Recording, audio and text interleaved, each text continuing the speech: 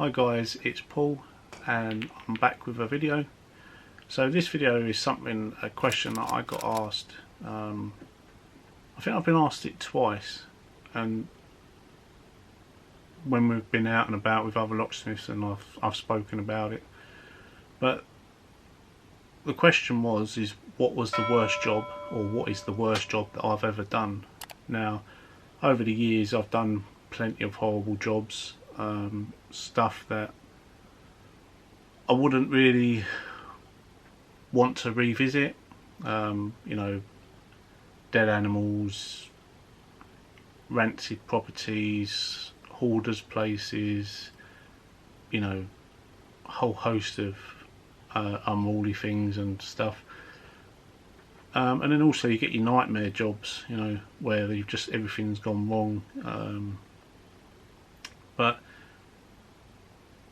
this one I'm going to give you a bit of a backstory before we get through to the main bit, so I think it just adds a bit of depth to the story. So this dates back to about 7 years ago. 7 years ago on the 5th of July. So I had a friend called Dave, as everyone does. Everyone seems to have a good friend or a few friends called Dave, and he was a guy that I met through us both working for the same company. When I first started with the company, I went and trained with him. He'd only been with the company a short period of time. He was based in Essex, I was based in London, so I was nearer to him, so he kind of showed me the ropes until I think I was only with him for about 2-3 weeks, and then I was out on my own. But in that small amount of time that we'd spent together, we'd become really good friends, and years went along and we'd become really close friends to the point that we were speaking a couple of times a day. And he was just one of them people that everyone got on with. He was funny, humorous, light-hearted, all of these things that just came natural. He just had a way with people. He could talk to anyone and he would talk to anyone, and he only ever saw the good in people until he saw a side of him he didn't like, and then he would keep out of their way, you know, which was just Dave. And he always, people used to say he moaned, but it was never moaning for the wrong reason. It was always a valid point, and it was always things that other people had been speaking about in the background but just wasn't brave enough to say it, but he was.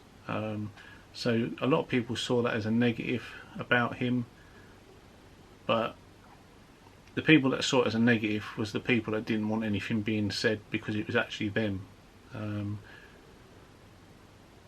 So he worked with the company for a number of years, maybe 4 years, and then eventually he left the company, went and worked somewhere else, did a period of time with them, and I remained at the same company.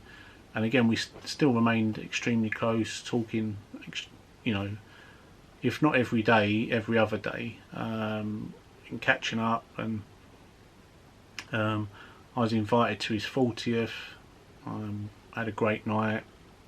He just got his first tattoo as well, and he was super proud of that because it was a tattoo in remembrance to his mum and his dad who had passed. And at the party he was his usual self, centre of attention, not through choice, just that's just how he was. He drew a crowd to him.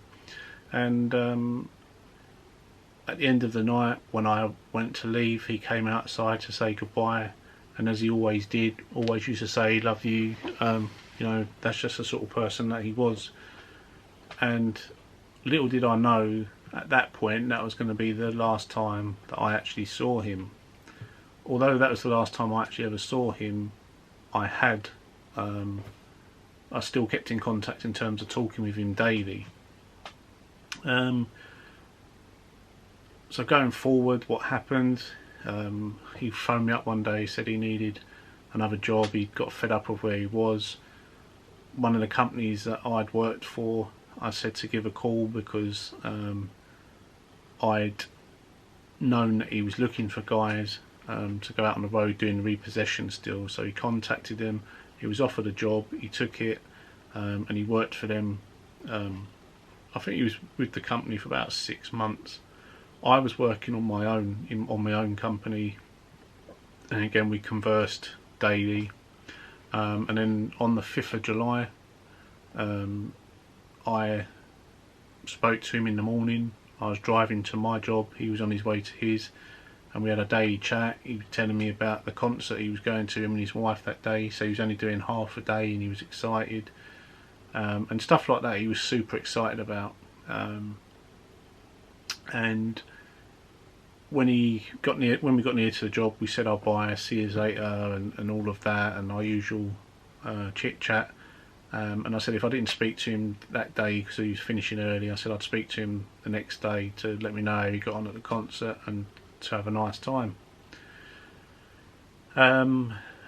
Yeah, and we put the phone down and that was it, and I never actually spoke to him at all again that day. I was busy and I knew he was going to be busy, and I got home, carried on with my day or my evening, and then I got a phone call from his wife, who I didn't know it was her at the time. She called me, she'd got my number through his bits, he had my number down somewhere, and she called me and she asked if I had another telephone number for him, his work number. She only ever called him on his private number, his personal one.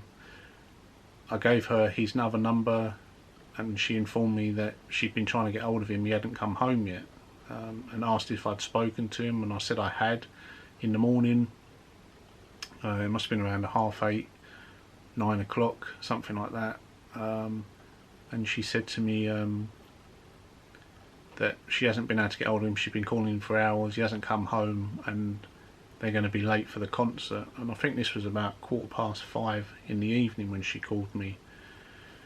So I tried calling his work number, getting no response from either number of his. She wasn't, and obviously she was getting into a bit of a panic, understandably.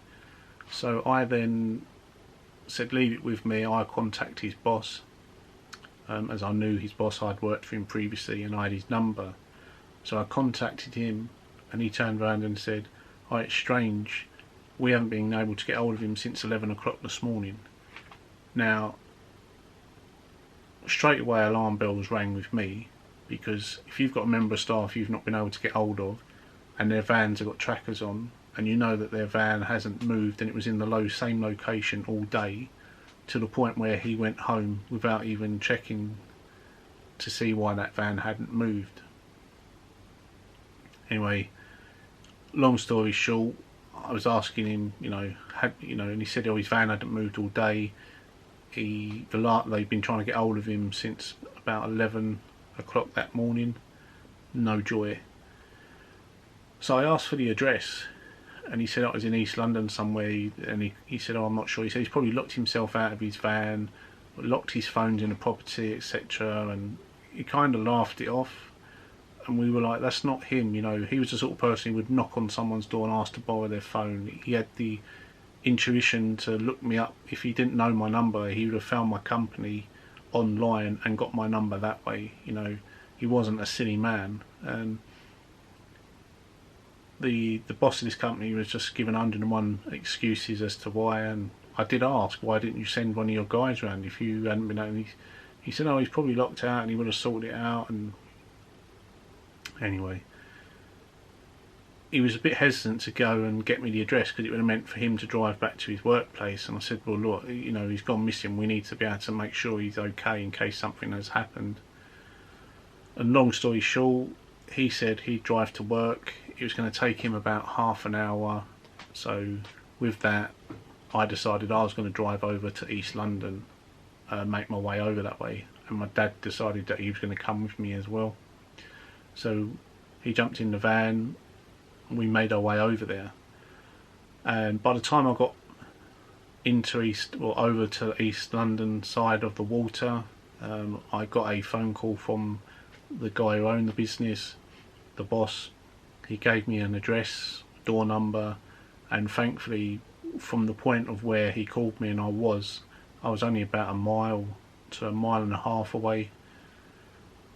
Put it into the sat nav, pulled up outside the place. I could see his van, and it was a new build block of flats, probably only a few years old. And there was no sign of anyone in his van or anything. You know, I looked in the cab to see if I could see his phones on the seat, whether he'd locked himself out of his van or anything. Nothing. There was no sign of any problems or anything on his van. So I decided to go up to the flat. Now, it was on the top floor, this flat, and it was one of the hottest days of the year, and the lift wasn't working. So myself and my dad, we climbed all the stairs to the top floor of where this flat was, and I was knocking on the door, no response. There was a letterbox, and I lifted the letterbox up and you could see through, but you couldn't see a lot. You could only see down the hallway. But what I could see is at the bottom of the end of this hallway there was a cupboard, and the door was open, and there was a water storage heater in there, and we had to drain water systems down, so I could see a hose pipe connected to the bottom of it. So I knew that he'd been in the property, but the locks hadn't been changed. It was still the old locks. So I thought possibly he's gone in, started the drain down, he's walked out, the door shut behind him and locked him out, and he's left his van keys in there, his phones and everything else, which is a scenario that a lot of other people had been in, and I'd been to let them in because they'd done the same thing. So I decided to call his phones again, and lo and behold, both numbers I could hear ringing in the flat, shouting through. There was no sound. So I gained entry into this property, and as soon as I opened the door, I saw his tool bags on the floor. I saw the locks in the packaging just sitting on the floor ready to be changed. The hose pipe was running running off, I assume, to a bathroom at that point. But all of his stuff was still there. Shouting out, no sound. As I walked down the end of the hallway, I see the hose was reaching into the toilet, and I went into the cupboard, like briefly stuck my head in there, and it didn't look like the water, like the tap had been opened to drain the water system. So I'm shouting his name out, and then as I go into the front room, it's an open plan kitchen, front room. Can't really see anything, it looks empty, but as I walked towards the front room, I saw the one bedroom, the door was open, no sign of anyone in there. But as I say, as I go into the front room, it opens up, can't see anything, and just as I go in, there's a bit of look like a sofa started to appear to my right hand side. And as I walk further into that room is where I actually found my friend actually sort of slumped in the chair, and straight away from just looking at him I could tell that life had left. There was no sign of life in him, and that he'd been there for a number of hours, and he'd actually passed away. So straight away you feel like you're in a dream. You don't know whether to believe what you're seeing is going on. Your instincts are sort of fighting with you to sort of say, is this real? Am I seeing what I'm really seeing here? And yeah, it just took a moment, and my dad was there, and I said, he's passed, he's dead. And my dad sort of like looked, and we confirmed that, between the two of us, that he's definitely there. And then one of his phones started to ring, and I actually had to dig into his pocket to get the phone out, and there was umpteen calls on these phones, and then the other phone went, and it was just ringing and ringing and ringing.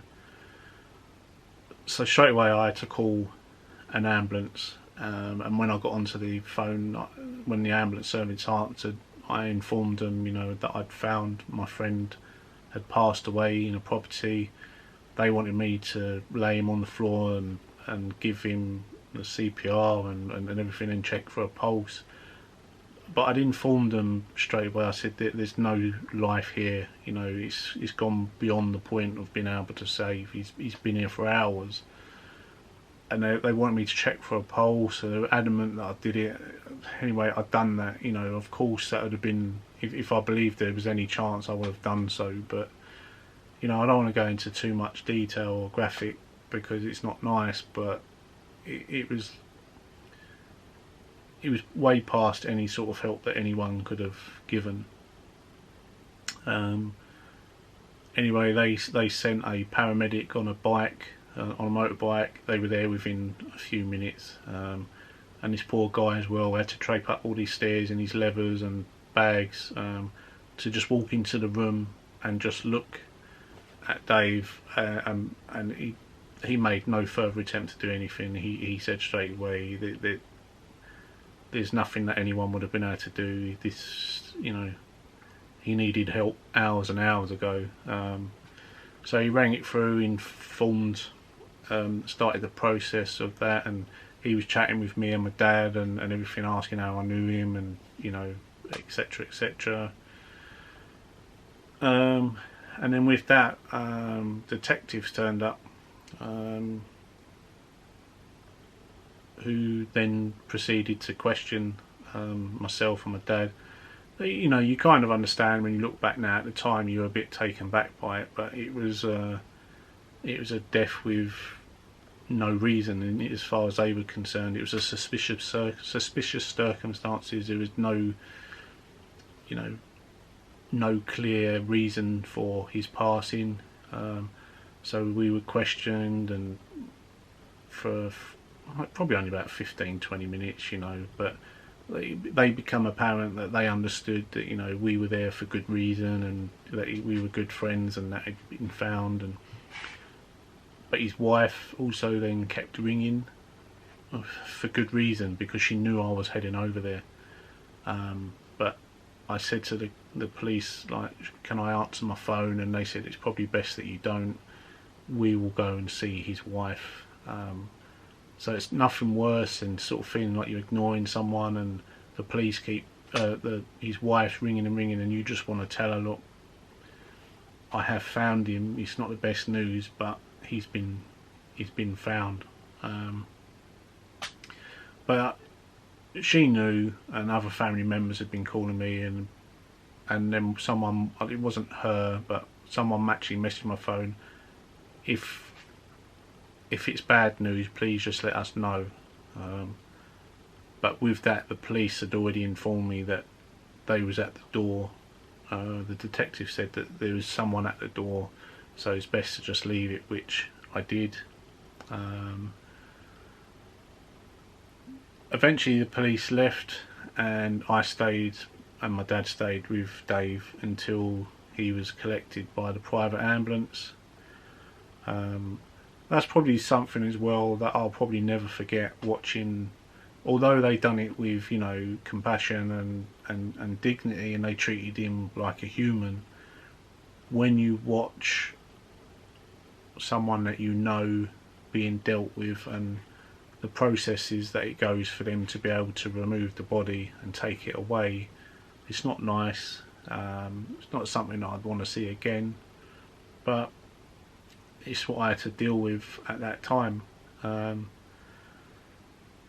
glad that I found him, and it wasn't a stranger who found him. You know, it was, you know, not saying that I wanted to necessarily for that to happen, but I'm glad that it was someone who knew him that found him, and my dad knew him, was very friendly with him as well, and we was able to stay with him and ensure that he was treated properly, and he was from the start to beginning.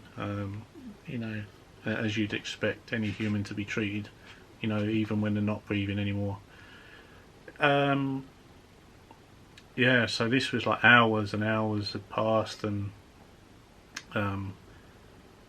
eventually, when they did take the body, I then had to ring his boss and inform his boss that I'd actually had to enter the property, and I'd found Dave had died.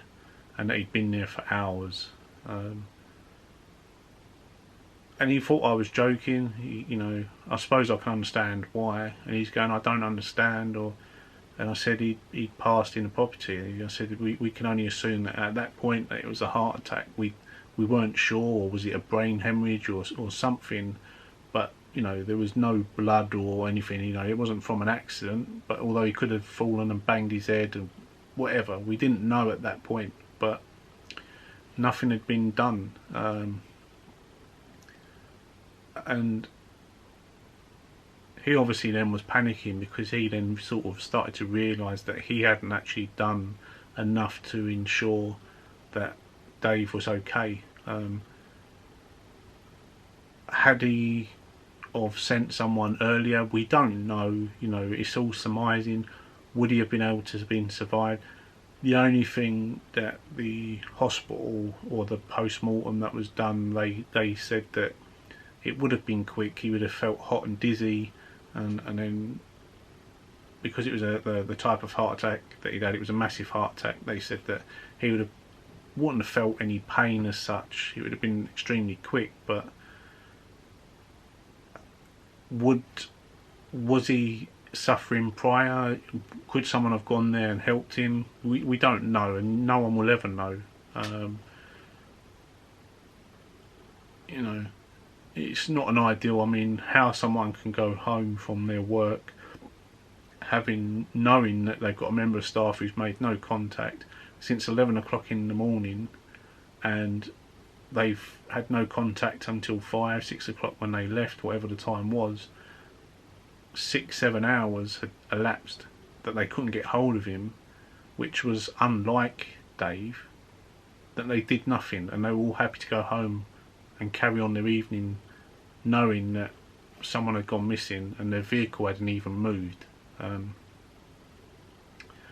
I'll never understand that. And his wife did start the process to take it a bit further, but she just come to the realisation that all she was going to do was kind of put herself through a lot of pain and upset, and potentially put this guy for a lot. Although in some respects I kind of agree he deserved it, because he didn't care, that she didn't want to ruin someone's life. And you kind of look back and sort of think, I understand to a degree now, but at the time you didn't think like that. So she definitely had a strong head on her shoulders when she was thinking like that. So yeah, that was that. And I did message her finally when I got home. I messaged his wife and sort of said, "Oh, I'm sorry that me and my dad, we couldn't do anything. It was way too late before we got there." And I did offer to go over there if she felt she needed to. And her friend called me and just sort of said, "Paul, like, she's not really in a state to talk. She's read your message and she's not angry. She's not upset at you or anything like that. She's worried about you and your dad and what you've done, and she's very appreciative." And she said, "We as a family, we appreciate of what you've done, and that you went out of your way to go and look for him and everything else when no one else had bothered."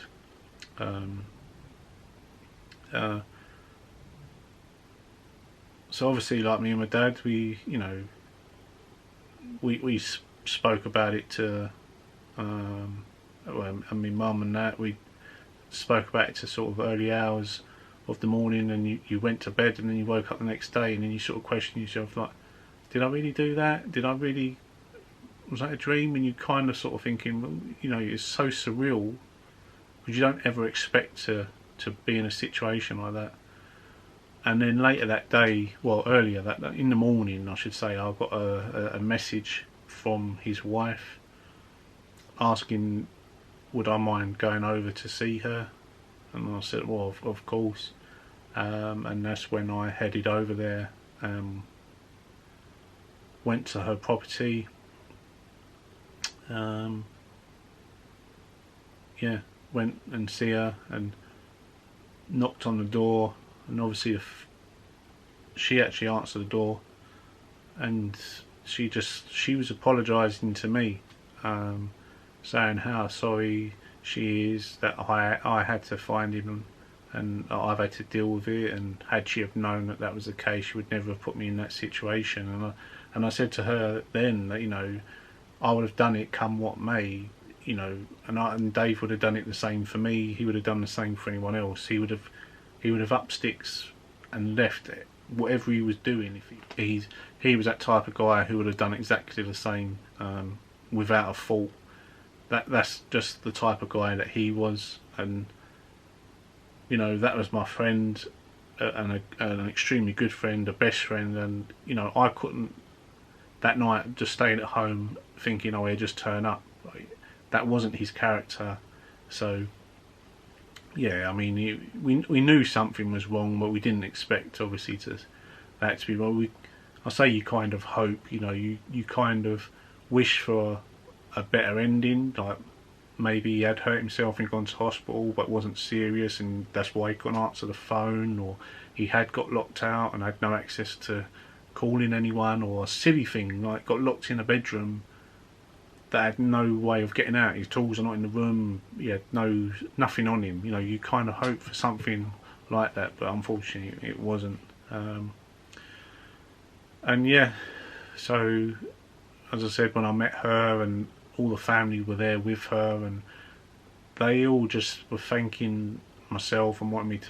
I mean, my dad didn't come with me to her property the next day, but they wanted me to thank him and myself for doing what we've done, and telling me that they would never be able to repay us for what we've done. Do you know what I mean? And we kind of felt sorry that there was nothing that we could do. And she was totally understanding with me not being able to answer the phone and everything else like that. And you know, she couldn't help but keep apologising, and the family were there, and you know, you couldn't believe these were people that were thanking me for what essentially to me seemed like finding their, you know, husband, brother, uncle, friend dead. So yeah, so that is probably, well, that is up to date. I don't think nothing will surpass that. But that was my worst job. Now, you know, that's not going to happen to everyone. You know, I don't want to put people off, but that was my worst job. I know locksmiths that have never found bodies, you know, and it's not the first, but you know, it's one of the things that can happen, unfortunately. So thanks for watching, guys. Not the most uplifting video, but at the same time it's just sharing a bit of insight into what's, you know, the possibilities, I guess. So please like, share, subscribe to this video. Hit that notification bell if you wish to hear any other stories. I don't think we'll have any more sort of downbeaten stories like this going forward. But I just want to thank all the people, the new subscribers to the channel, and I will keep the content going. Got some other videos in the background ready to go up that hopefully you'll all find of some interest. So stay safe, guys, and stay humble. Thanks, guys.